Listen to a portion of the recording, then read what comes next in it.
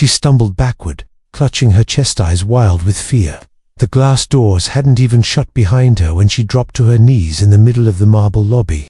The world blurred. Her tiny fingers clawed at her throat, gasping, reaching, trembling, and no one moved. People froze. Executives in suits, receptionists with headsets, security guards holding radios. Everyone just stared, except him. Jake Turner didn't work in this part of the building. He didn't wear a suit, didn't have a badge with executive clearance, just steel-toed boots, a navy blue work shirt, with his name stitched over the chest, and a wrench in his back pocket. He wasn't supposed to be there, but he was. And he ran. Jake had just finished tightening a faulty power outlet in one of the sub-level server rooms. He was on his way to grab a soda before heading to the parking lot when the elevator unexpectedly stopped at the lobby. He almost didn't step out. He could have waited, but he did. The moment he did, he heard the sharp intake of air that didn't come out. A young girl, maybe 12 or 13, was standing just inside the rotating doors, her hands twitching in panic. Her mouth opened, but no sound came. She looked around, desperate, and then she collapsed. Phones went up. People gasped. Someone screamed, "Call security." But not one person moved toward her. Jake didn't think. He dropped his tool bag and sprinted across the marble floor. His boots echoed. His knees slammed to the ground beside her. "Hey, look at me," he said, voice calm but urgent. "Can you hear me? You're okay. I've got you." She blinked slowly, struggling to stay conscious. Jake's son, Ethan, had asthma. Severe. Ever since he was 4, Jake had lived through dozens of these moments, terrifying, breathless seconds that stretched into minutes where every decision mattered. This girl was having a full-blown asthma attack. He gently turned her to her side, unzipped her small backpack, rifling through it. "Come on, kid," he whispered. "Tell me you've got your inhaler." Nothing. No inhaler, no emergency card, no medical bracelet. Someone call 911. He barked over his shoulder. Still, no one moved. He heard whispers. A woman gasping, "Is that a man?" nearby began fumbling for his phone. Jake looked up sharply. "Now, tell them it's a child having respiratory failure." He turned back to the girl. She was fading fast. "Stay with me," he urged, brushing a lock of hair from her sweaty forehead. She barely nodded. Sirens wailed outside within 3 minutes. As paramedics rushed in, one of the security guards finally stepped forward and pulled Jake aside. "Sir, do you realize who that is?" Jake didn't look away from the girl as the EMTs placed an oxygen mask over her face. "No. Should I? That's Natalie Hawthorne." Jake blinked. "Wait, like the Hawthorne Tower. Hawthorne Dynamics." The guard nodded grimly. "That's the CEO's only daughter." Jake's stomach dropped. Earlier that morning, Jake had woken up at 5 a.m. like always. The apartment was cold.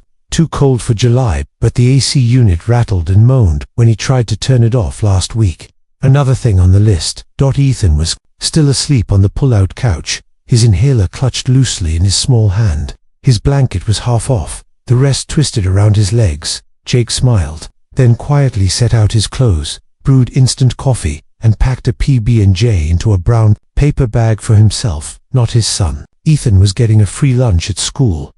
Work today was just another patch job at Hawthorne Dynamics. Probably a leaky faucet or a flickering light panel. Nothing heroic, nothing like this. Up on the 40th floor, CEO Margaret Hawthorne had just stepped into a shareholders meeting when her phone lit up with a private emergency alert. When she saw the words, "Natalie Asthma, Emergency Main, Lobby 911 called," she didn't even grab her bag. She ran barefoot through a hallway of stunned assistants. By the time she got downstairs, her daughter was already being lifted into the ambulance. But something stopped Margaret. Calder, maintenance worker, standing beside the stretcher, wiping his hands on his pants, his eyes filled with quiet concern. "Are you the one who helped her?" she asked, her voice shaky. Jake nodded slowly. She couldn't breathe. I just did what I could." Margaret looked at him for a long moment, then said something he never expected. "You saved her life." By that evening, someone had uploaded a shaky phone video of Jake kneeling beside the girl, calmly directing the crowd. Within hours, it went viral. "Single dad saves CEO's daughter, ordinary man." extraordinary hero. He didn't know who she was, he just knew she couldn't breathe. Jake didn't even know it had been filmed until his boss called him. "You're a legend now, Turner." Jake wasn't so sure he liked that. He didn't want fame. He wanted to get home to Ethan and maybe pick up a few extra hours to keep the lights on next month. But fate wasn't finished with him yet. Jake had no idea that this single moment, this act of instinct and courage would unravel everything he thought he knew about his life, his worth, and his future. And neither did the CEO, because saving her daughter wasn't the end of the story, it was only the beginning. The next morning, Jake Turner woke up before the sun as always, but something felt different. The hum of the refrigerator was still there, the coffee pot still hissed on the stove, and Ethan's light snore still drifted softly from the living room. But in the silence, a strange weight pressed against Jake's chest. Not the kind of weight bills brought or the ache in his knees from crawling through boiler rooms. This was the weight of being noticed, seen. He hadn't told Ethan yet. How could he explain it? That he, a maintenance worker, had ended up on the front page of every local news site overnight. A quiet knock interrupted his thoughts. He opened the door, expecting the landlord or worse, another repair request. Instead, it was a man in a black suit. "Jake Turner?" the man asked politely. Jake nodded cautiously. "I work for Hawthorne Dynamics. Miss Hawthorne would like a word with you. She sent a car." Jake blinked. "This early? She prefers mornings." Jake glanced back at his apartment. Dishes from last night still in the sink. Ethan still asleep. His heart thudded. I gotta get my kid to school. We'll wait." By the time Jake was dressed and had dropped Ethan off with his neighbor, the black SUV was still idling. At the curb, he climbed in, the leather seat swallowing him whole. He didn't know what to expect when he arrived at the tower. Maybe a quick thank you, a firm handshake, maybe a gift card or something corporate and impersonal. But when the elevator doors opened, Margaret Hawthorne herself was waiting. No assistants, no security detail, just her, dressed in a dark blazer and with tired eyes that said she hadn't slept either. "Mr. Turner," she greeted, her voice steady but low. "Thank you for coming." Jake nodded. "Of course. Is she okay?" A flicker of emotion crossed her face. "Natalie's stable. They kept her overnight. The doctors say if he hadn't stepped in when you did." She trailed off. Jake nodded again, not knowing what to say. He didn't do it for praise. He did it because a child couldn't breathe. But then Margaret did something unexpected. She stepped forward and extended her hand. "Walk with me." They moved through the sleek glass halls of Hawthorne Tower. Jake, feeling more and more out of place with every step. He kept his shoulders square, though, just like he did on job sites. Look like you belong, even when you don't. They ended up in a large conference room with a view that swallowed the city. Margaret gestured toward a seat. "I don't usually say this, Mr. Turner, but I owe you a debt I can't repay." Jake sat, slowly. "I wasn't looking for anything." She smiled faintly. "That's exactly why you deserve more than a plaque." Silence filled the room. The city below moved like a dream. "I did some checking," she continued. "You've worked for us, technically, for 4 years, through a contracted maintenance group. Never been late. Took double shifts during the winter storm. Filled in when 2 men called out sick. Yet, somehow, you've never asked for a raise." Jake shrugged. "Figured asking would get me replaced." She looked down, nodding as if she already knew that truth all too well. "Mr. Turner, I'd like to offer you a full-time position, with benefits, a real salary, here, directly with Hawthorne Dynamics." Jake blinked. "Wait, what?" Her voice softened. "It's not charity, it's recognition." Jake sat back, heart thumping. Full-time benefits, no more running between jobs, hoping a pipe burst somewhere. But he didn't say yes, not yet. Something else had crept into his mind, something about people noticing him only after he was on the news. Not for the late nights, not for keeping the lights on when no one saw, only when a camera did. Still, the offer echoed in his mind like a heartbeat. On his way out, as the elevator doors closed, he caught his reflection in the glass. Same worn boots, same patched jeans, same man, but something inside him had shifted. He didn't know it yet, but the story wasn't done unfolding, not even close, because, as he stepped out onto the street, his phone buzzed. Unknown number. He hesitated, then answered. "Mr. Turner," the voice said, low and urgent. "You don't know me, but I need to warn you, what you did, It saved a life." but it also stirred up something bigger. Be careful. Jake froze in place. Who is this? He asked, but the line had already gone. Dead. And for the first time in days, it wasn't just the weight of being noticed that sat on his shoulders. It was something else, something darker, something coming. The call haunted him all night. Jake lay in bed staring at the ceiling, the glow from the streetlight outside slicing through the blinds like cold fingers. His mind kept looping back to the voice on the other end of the line. Calm, serious, anonymous. Be careful. Not, congratulations, not thank you, just a warning wrapped in a compliment. He checked his phone again. Still no new messages, no caller ID, no voicemail. Who would even know about him outside the news? He turned to look at Ethan, asleep just a few feet away on the pullout. The boy's chest rose and fell steadily, one arm clutching his stuffed T-Rex, the other hanging off the edge like always. There was peace in his breathing, peace Jake had fought for since the day his son was born. Peace he wasn't going to let go of, not now, not ever. The next morning, Jake called the number back. It didn't ring, just a disconnected tone. Shook his head, pocketed the phone, and focused on what was in front of him. Ethan needed breakfast. School didn't pause just because life got weird. Jake made scrambled eggs and toast. No orange juice, there hadn't been money for groceries. Yet, he added that to the list in his mind. Right under fix the back tire, call about the electric bill, and now, deal with mystery phone calls. He dropped Ethan off, then rode the bus to the Hawthorne Tower for his new onboarding meeting. He still wasn't sure he should take the job. Something about it felt sudden, unnatural, like being given a crown in a kingdom he never asked to rule. When he got to the 38th floor, a new badge was waiting for him. It had his name on it, Jake Turner, facilities engineer, and his picture. He held it in his hand for a long second. His own name, his own photo. No temp company, no generic barcode, just him. A woman in a sleek black dress came out of a glass office and greeted him. Welcome, Mr. Turner. Miss Hawthorne asked me to walk you through the benefits package, a new role structure. Jake nodded. Sure, sounds good. But as they walked, his eyes drifted to a closed conference room ahead. The door was frosted, but he could see shadows moving inside. 3 men, 1 woman, suits, sharp movements. One of them slammed a hand on the table. The woman noticed him looking. Internal security, she whispered quickly. They're handling something private. Jake said nothing, but a cold flicker ran through his gut. He didn't know why, just instinct, just a tightening in the chest that every parent knows when something's wrong. But no one's saying it yet. 2 hours later, he was back downstairs, badge clipped, contract signed, and waiting at the lobby cafe for a sandwich that felt too expensive now that he had a real job. As he waited, a man slid into the seat across from him like it was the most natural thing in the world. Jake looked up. The guy was clean-cut professional, but not the Hawthorne type. His blazer was cheap, his shoes dusty. You're Jake, he said, not asking. Do I know you? No, the man replied. But you saved Natalie Hawthorne, so I'm going to talk fast, and you're going to listen.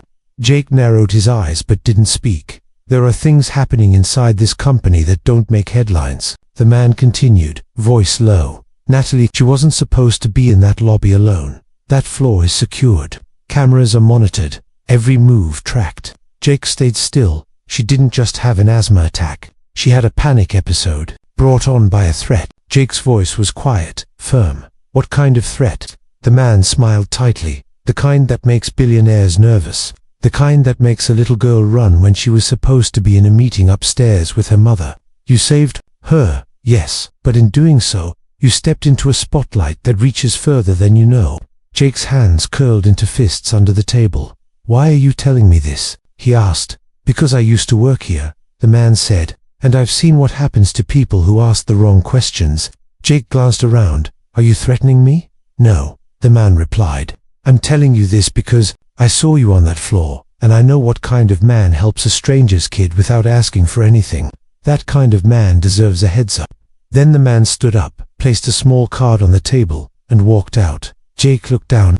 No name, just a handwritten number, and on the back, 1 word, watch. He didn't move for a while, just sat there, sandwiched, forgotten. The world growing quieter around him. This wasn't about him being a hero anymore. This was about something bigger, and whatever it was, he was now part of it. The real question was, Would he stay step further in asterisk? It started with the elevator stalling. Jake was on his way up to the 22nd floor to check a faulty temperature sensor when the lights above flickered and the cabin jolted to a stop. The digital floor display froze. No hum, no motion, just silence. Heavy, unnatural silence. He pressed the emergency button. No response. Then the lights dimmed, and the elevator filled with the soft, crackling sound of static, like an old radio trying to find a station. And then, a voice, "You're being watched." Jake stepped back, breath catching in his throat. He looked around, searching for a speaker or camera, anything that could explain what was happening. "Don't trust anyone in that building, Jake." The voice was distorted, low but unmistakably human. Not automated, not a prank. Someone was in control. Then, just as suddenly, the elevator jolted again, whirring to life and opening its doors on the 22nd floor, like nothing had happened. Jake stepped out, shaken. A maintenance supervisor walked by, glanced at him. "You good?" Jake nodded, too stunned to answer. But he wasn't good. Not anymore. That night, he didn't sleep. He put Ethan to bed, checked the locks twice, and sat on the couch, staring at the business card the stranger had given him.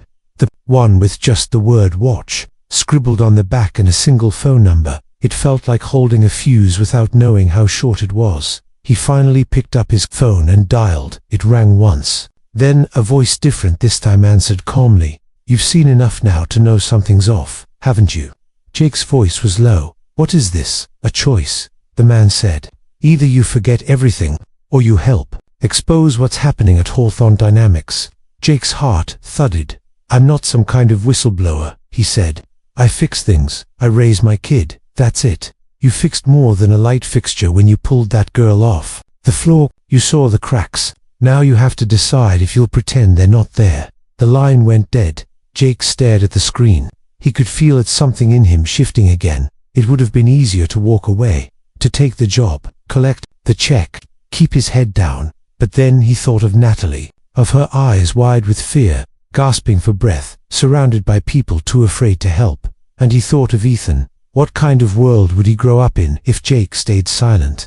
The next morning, Jake got up early, but instead of heading straight to work, he dropped Ethan off and took a detour. He rode a different bus, stopped 5 blocks short of Hawthorne Tower, walked the rest of the way, ducking through side streets, watching for shadows that felt too still. He had no proof, no real plan, but he had a feeling, and sometimes, feelings are more dangerous than facts. Inside the building, he scanned his new badge and acted like everything was normal. No one questioned him, no one stopped him, but in the back of his mind, he kept hearing the voice, "You're being watched." At lunch, he went up to the 40th floor, the executive floor. He wasn't supposed to be there, but he wore the right badge now. He walked the halls slowly, eyes scanning. Then he saw it, a door slightly ajar at the end of the corridor. No nameplate, no label, but something about it tugged at him. He slipped inside. A long hallway stretched out, dimly lit, lined with locked server cabinets and blinking panels. The hum of data filled the space, constant, low, live. He shouldn't be here. But then he saw the security camera. It turned slightly toward him, and for a split second, only a second, he saw it flicker. Not just a motion detection. It moved because it recognized him. And then the lights cut out completely. He stood in the dark, barely breathing, every muscle frozen. From somewhere inside the pitch-black corridor, a soft click echoed, a door unlocking behind him. Then a second click. Someone else was in the hallway with him. Not a guard, not another worker. Someone who had been waiting for him to cross this line. Jake took a slow step back, toward the exit, but it was too late. He had stepped into something he couldn't step out of now. And somewhere, far above him, in the tower, a screen lit up with his name. He had just become part of the story. The question now was, would he survive telling it? Asterisk. Jake ran. Not fast, controlled, quiet. Years of crawling through ventilation shafts and silent boiler rooms taught him how to move when no one was supposed to hear. The hallway stretched behind him like a tunnel in a nightmare. Lights still, dead air still thick. He didn't look back. The unlocked door had led to a narrow staircase, service access. No signs, no alarms. Just a cold draft and a set of concrete steps leading down into darkness, and he chose down. His boots barely made a sound. The further he descended, the more the noise of the tower faded. Buzzing lights, humming machines, the occasional burst of chatter from the floors above. Everything was gone. It was just him now. And then, a voice. Keep going, Jake. It wasn't out loud. It came through a small earpiece that had been slipped into his jacket pocket earlier that morning. He hadn't noticed it until now. The same handwriting from the card had been scribbled on a sticky note. Put this in when the lights go out. And they had. So now he listened. At the base of the stairs, a metal door opened with a slow creak. Beyond it, nothing he expected. It wasn't a basement. It was a lab, not medical, not electrical. Something else. Dozens of black server racks. Files sealed in thick plastic folders. Names he didn't recognize. Timelines, maps. And on a wall-mounted monitor, frozen on pause, was video footage of Natalie Hawthorne moments before she collapsed. But this angle wasn't from the main lobby security camera. It was from behind her. Up close. Too close. Someone had been following her. Jake stepped forward, reaching for the mouse, heart hammering. Before he could click play, the voice in his ear returned. That footage never made it to central storage. Someone rerouted it. The people upstairs don't know this exists. Yet, Jake whispered, "Who are you?" The voice replied, "Someone who used to be loyal to the wrong people." Jake clenched his jaw. "Why me? Why pull me into this?" "Because they overlooked you. Like they overlook all the people who keep this place running while they sit in meetings and shuffle paper. They didn't expect you to notice. They didn't expect you to act. You broke the pattern." Jake stood silent for a moment, staring at the paused screen. "I just saved a kid." "No," the voice said. "You exposed a lie." The monitor clicked, unpausing on its own. The footage rolled. Natalie was running. She clutched her backpack. She looked over her shoulder once, terrified. Behind her, a man in a gray jacket stepped into frame. No name, no badge, just followed her right up to the edge of the lobby. Then, she dropped. The man never even looked back. Jake's stomach turned. Why would someone threaten her? Because she overheard something she wasn't meant to hear. And her mother, Margaret Hawthorne, she's not just a CEO. She's part of something much bigger than this tower. Jake felt like the air had been knocked from his lungs. "You're saying the CEO knew, not everything, but enough." Jake backed away from the monitor. His legs felt weak. He wanted to get out, to breathe, to wake up from this. But then the screen changed again. This time, the footage was of him, Jake, in the elevator, in the hallway, in the break room. Different angles, different days, labeled, subject, J. Turner, activity log, phase 1 complete. "What is this?" he whispered. "They're watching you now, Jake, because they don't like people who ask questions. That's why I'm helping you. Because the only way to stay safe is to be too loud, to silence." Jake stared at his own image. Still shots, angles he never knew existed. They didn't just notice him after the rescue. They had been watching before, maybe long before. "I have a kid," he said quietly. "A son." The voice paused. Then, replied, "Then you already know what's at stake."